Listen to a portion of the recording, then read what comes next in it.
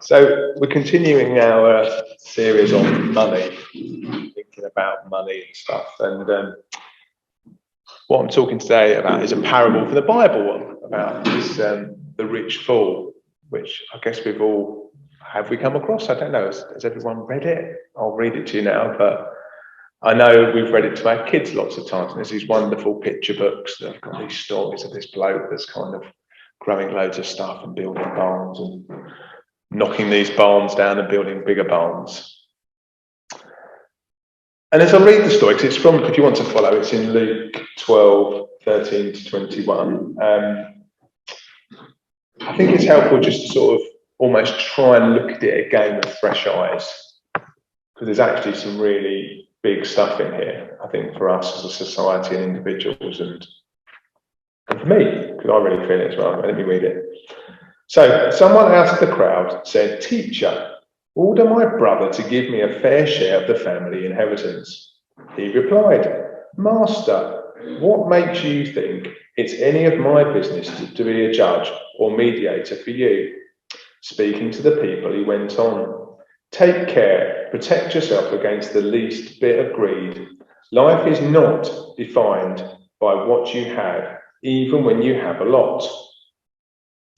Then he told them a story. The farm of a certain rich man produced a terrific crop.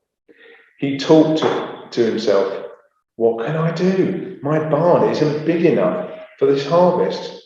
Then he said, "Here's what I'll do. I'll tear down my barns and build bigger ones. Then I'll gather in all my grain and goods, and I'll say to myself, 'You've done well. You've got it made, and can you now retire?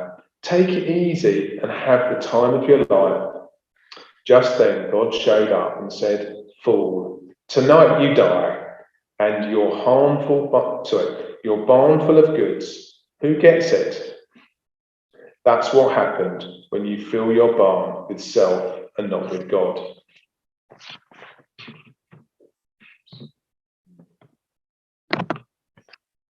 Can you have the next slide, please, Susanna? What to take away from this magical story?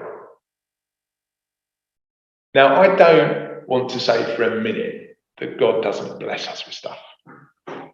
And I don't think this is about saying you shouldn't have anything and you should give everything you've ever had away and live in complete destitution and poverty and be a poor steward of the resources that God gives you. But I think what God's getting at here actually is that the issue is around accumulation, and the issue isn't about if we're not playing our part in blessing forwards. Or I was speaking to Norman earlier, we were talking about the whole concept of paying it forwards. Norman told a story about, I think it was a bloke on a tube train. Was that right, Norman? Yeah. So we're talking about a bloke on a tube train. So I think he was describing as a woman who was in all sorts of problems on the train. God went up to her and helped her, and he said, and she said at the end of the story, we're not doing it justice, she said, what can I do for you? And he said to her, "Well, don't do anything for me. Go and do something good for someone else." And that is a bit about what this story is about, because this parable teaches us that life isn't about accumulating wealth, however big our tricycle is. It's never going to be big enough. But instead, it's about what we do with the things that God has blessed us. And this isn't just about money. This is about time. This is about the love we have. This is about the care we have for people. This is about the things that God has given us and how we choose to use them. I think I've sort of littered this with sort of other Bible verses that I found really helpful. So I just want to go to the next one, please. So it's Proverbs 23, 4 and 5. "Don't wear yourself out trying to get rich. Restrain yourself. Riches disappear in the blink of an eye. Wealth spouts wings and flies off into the wild blue yonder." Is that interesting? You think about that. And I guess we've all met people, or maybe we've been in that. I know I've been in that situation sometimes where the accumulation of wealth seems really, really important, but it can become a real master in itself, and it can distract you from what God's got going on. Next slide, please, sir. What do you think this might be? It's a barn. It's not just any barn. Apparently this is the world's biggest barn.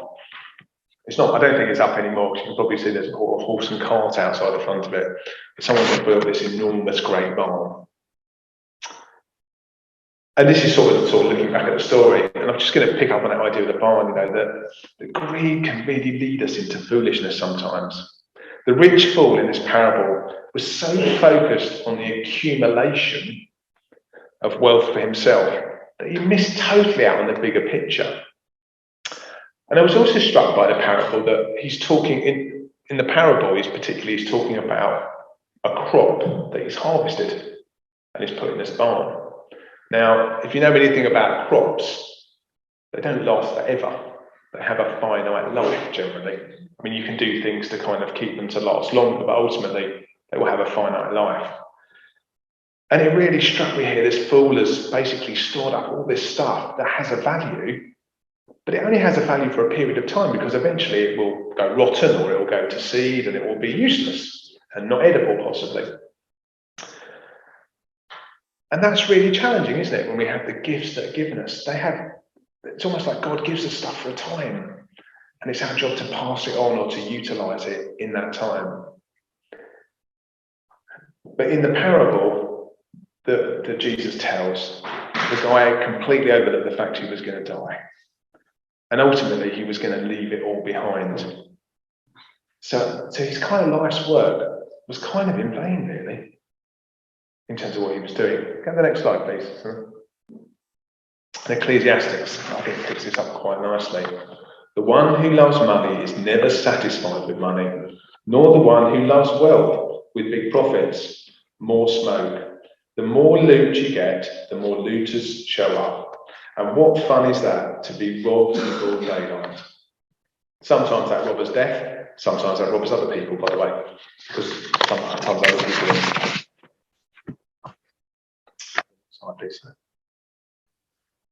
Now, the other part that this parable touches on is death is inevitable.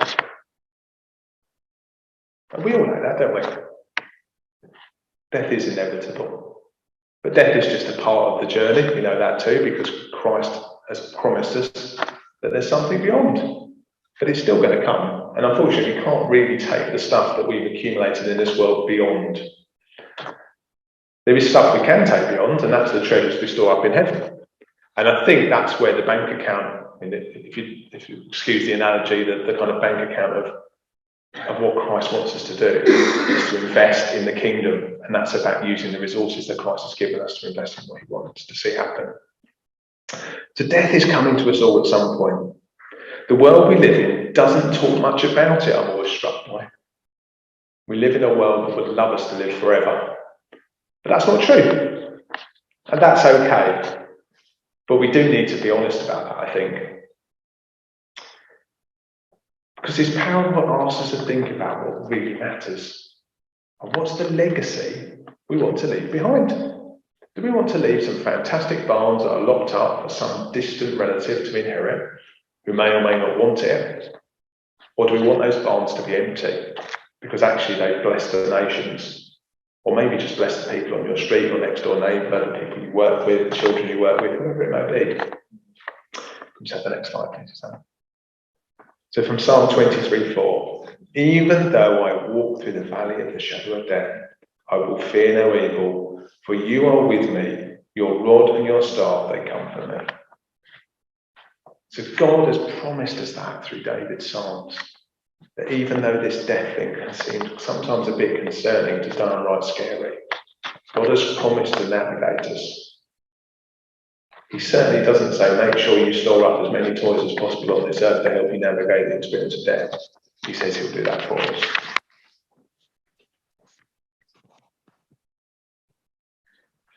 So here we have the gold itself. And what the parable also sort of touches on here is that true wealth is found in relationships, not in this stuff, unfortunately. And it's relationships with God primarily, and also with others, not with material possessions. This is about our relationship with God. Wealth and possessions are sometimes an enabler, but they do not they're not the end in themselves. So again, coming back to my point, I don't think it's wrong when God blesses us with stuff. I think what's important is that we always consider what his purposes are for the things that he's given us, and that we hold those lightly. We don't put our trust in them. We put our trust in the person that gave them to us. We have the next slide, please, Sam. And this is really picked up for me in this chapter from 1 Timothy 6, 9 and 10. But if it's only money these leaders are after, they'll self-destruct in no time. Lust for money brings trouble and nothing but trouble. Going down that path, some lose their footing in faith completely and live to regret it bitterly ever after. So there is Timothy actually talking to Christian leaders and Christians ourselves to be really watchful about how we hold the stuff that God entrusts to us. Next slide, please. Bring this back to the nature thing. I think it should always have a nature thing. This parable reminds us that everything we have comes from God. Everything. What we should be grateful for is his provision rather than hoarding our possessions for ourselves. We need to share and give back to the one who gave. And that brings me nicely to the next slide, which is a little bit further down in the original passage I read of the story. Consider how the wild flowers grow. They do not labour or spin, yet I tell you, not even Solomon in all his splendour was dressed like one of these. If that is how God clothes the grass of the field, which is here today and tomorrow is thrown into the fire, how much more will he clothe you, you of little faith? And I felt quite strongly that's where this parable goes. It's where do you put your trust? Do we trust God to deliver for us, or do we need to do it ourselves? And I know that's a real, and as I say, I speak for myself, that's a real challenge sometimes, weighing that up. But I think it's something we need to keep coming back to, because it's intrinsic in terms of who we are and what we're doing with Christ. Have the next slide, please, Suzanne. So, the one who blesses others is abundantly blessed. Those who help others are helped, from Proverbs 11:25. And that just really struck me. This is what this all comes down to, doesn't it? Christ enables us with the resources, the time, the skills, the energy we have to be a blessing in this world. Isn't that amazing? Which brings me on to the question. Grab the next slide, please. And now. So, and now.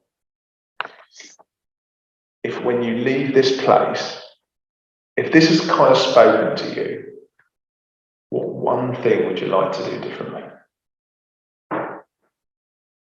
That's an opportunity to talk about it now on your tables. What one thing would you like? You don't have to sign up if you don't want to share, that's fine, but just an opportunity to take this moment to say, what one thing would I like to change this week about this subject?